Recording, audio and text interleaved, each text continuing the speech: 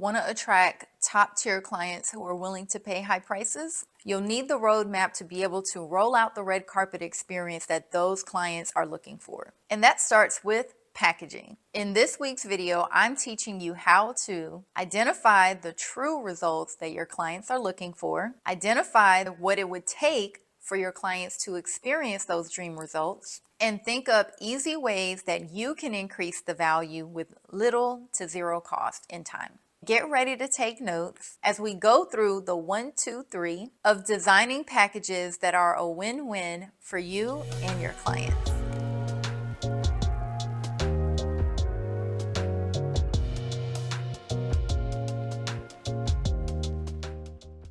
Anyone who knows me knows that I'm an advocate for providing immense value to your clients. And we all know that in our industry, to provide results to our clients, we have to see them more than once. And I don't know about you, but I know for me, the effort and the time that it takes to acquire not only a client, but an ideal client, it's a lot of effort. And so I want to work with people who are my ideal, and that means retention. That means gaining their loyalty. And also us being given an opportunity to provide them with the results, with the experience that they're seeking. And you can't do that if you focus on a la carte. So one of the things that I recommend to all of my clients and program participants is to create a menu that really highlights your packages. And packages is just one word. This could be your subscriptions, it could be your memberships, it could be a treatment plan, but the goal here is to design a really high value, quantity driven bundle that is really rich with everything that she's going to need and create an all-inclusive experience. And by creating an all-inclusive experience, it affords you the ability to provide the full continuum of care. What do I mean by continuum of care? Everything from the prescriptive retailing to her corrective portion of her treatment and all the way into that maintenance phase. And the frequency of those all look different, but you want to have the fluidity to really curate her experience and customize it to her individual needs. So the biggest reason you really want to move away from a la carte is retention, right? You want to retain and gain a loyal client and one who's compliant and committed to her process, especially for those of you that do corrective skincare. You want someone who's committed to their own journey, to their own self-care, someone who's kind of signed on board and said, you know what, this is of importance to me as well. And in exchange for that, you can extend a really significant value by pricing your a la carte in a manner that's going to increase the perceived value. And who doesn't like all inclusive? I mean, think about it. For vacation and things, I know for me, if I'm on a cruise or a resort, it's like, just tell me up front, what is this going to cost me? And I don't want to have the money conversation again. And I do know that for some of you, always having to say, oh, well, we can add this on for X amount today. Like having that money conversation sort of breaks up that energetic flow that you all are trying to create. And once you have that conversation in the beginning, during your consultation, get her to sign on board with it, you don't have to have that conversation again. You can hyper focus on her experience, and her results.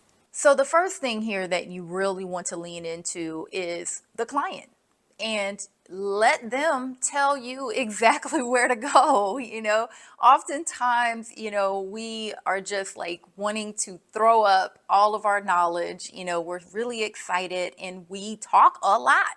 Silence is golden here. So if you have a proper discovery process included with your consultation or your assessment or your onboarding, however it is that you approach it, let the client guide you and give you kind of those cue points as to what is it that she values? Why is she there? Why did she even go on Google or Instagram and look up spa, nail tech? What is she interested in? Find out about her lifestyle, really learn about her. Where has her journey been? Where is she trying to go?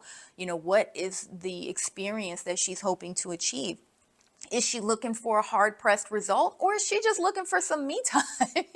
Everyone is different, but these are going to give you the clues and be the launch pad for how you curate her package or bundle for her. If you have a client that's afraid of like commitment, right? Like she's confident, but she's not quite there. And so presenting her a treatment plan, a semi-annual treatment plan might be overwhelming for her, and not necessarily from a budgetary standpoint, but from a commitment standpoint. Like you kind of have to show and prove with this particular client.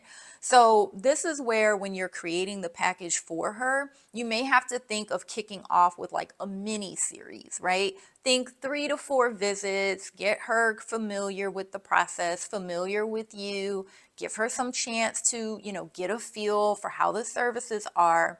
But for someone who's not new to this, and like this is what she does, she had someone taking care of her before, for whatever reason, maybe she moved, maybe her girl, moved, whatever the case may be, she's not new to this. She knows she's committed to the process. That person, you can totally do a 90, 120-day treatment plan. So you're going to have to gauge like frequency, as well as determine, is this going to be in phases, right? Do you have someone who requires corrective in the now and maintenance later? Because you and I know maintenance is less frequency than corrective. So maybe her treatment plan, first you present to her what her corrective plan looks like, right? During that phase. Then we introduce the conversation once she's completed that phase and create a separate package that's maintenance focused. As you and I both know, typically doesn't have the level of frequency that the corrective service has. Okay, so let's get to the conversation about value. When you're trying to sell higher ticket and attract high level, top tier clients, value is not just sometimes like we think, right? It's not always the tangible things or the things that a cost is associated with. So I want you to shift your perspective here and really take inventory of the ways that you can increase the value with little to zero cost. So let's dive into what that could look like. The first thing is the overall experience, right? So you have to ask yourself, what can you do to elevate the experience? Something as simple as welcoming them with a sign with their name on it. Like, not too many places do that. I mean, that's like celebrity status. It's like, oh, they're waiting on me. You walk in, you see a sign. It's like, hey, Tina, welcome, and it just feels good. And what are they seeing? What are they hearing? What are they smelling? Like, really think about the full sensory experience. And then sometimes making minimal investments up front that just pay time and time again. Minimal investments like your linens.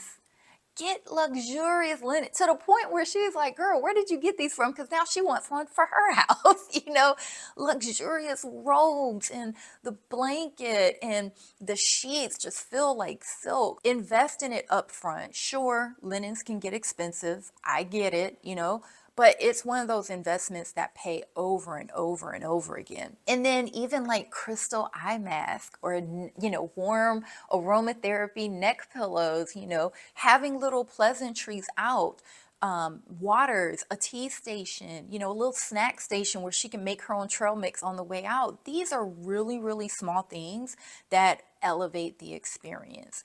And when you're really thinking about low cost, right? So let's say you built out this big bundle and your a la carte menu is priced strategically to increase the perceived value. And let's say you have enhancement options like $25 to upgrade to a jelly mask or something. But you and I both know cost per use on that jelly mask is really insignificant for you. And it's not going to cost you more time because your protocol already called for it. You're just switching out the product. So these are just a few ways for you to identify zero to low cost things that are going to elevate the experience. So to recap, the steps that we covered today are how to identify the true results that your clients are looking for, identify what it would take for your clients to experience those dream results, and think up easy ways that you can increase the value with little to zero cost and time. Packaging is really only one part of it. Your package could absolutely have amazing value, But if you are not effective on how to articulate that value and position it in a manner that really speaks to that individual client and what it is that they're seeking and what their pain points and, value is, then your efforts might fall short. In the next video, I'm going to share with you how to position this package that you've put together. So I have a fantastic resource that I created specifically for spa owners. It's our Rapid Revenue Planner. And I'd like to invite you to download it, but more importantly, to use it and make it part of your daily practice. This Rapid Revenue Planner is so much more than just a planner, but what it will help you do is map out how you're going to approach each of your clients in terms of identifying added value and areas of opportunity that you may have not tapped into. And do it in a way too where you can document it and see the data and the metrics afterwards, so that you can ensure that while you're providing the client with value, you're also ensuring that you're doing it in a manner that's profitable for you and your business.